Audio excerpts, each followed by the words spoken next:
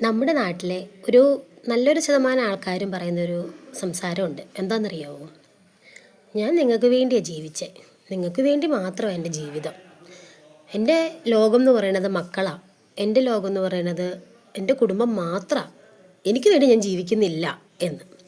പക്ഷെ സത്യമായിട്ട് ഞാനൊരു കാര്യം ചോദിക്കട്ടെ, നമ്മളങ്ങനെ ജീവിച്ചതുകൊണ്ട് എന്താണ് പ്രയോജനം?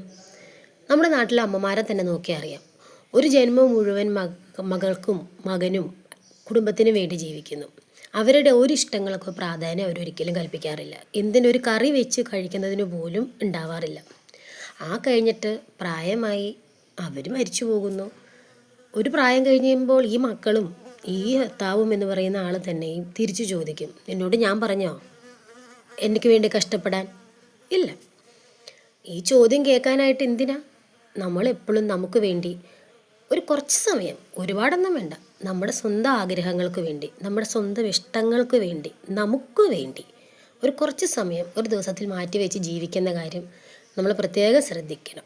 ഇല്ലെങ്കിൽ നമ്മളൊന്നുമില്ലാത്തവരായി പോയി എന്ന് വെറുതെ ഒരു വലിയ സമയം നഷ്ടപ്പെടുത്തി എന്ന് ഒരു കാലഘട്ടം കഴിയുമ്പോൾ നമുക്ക് തോന്നാൻ തുടങ്ങും.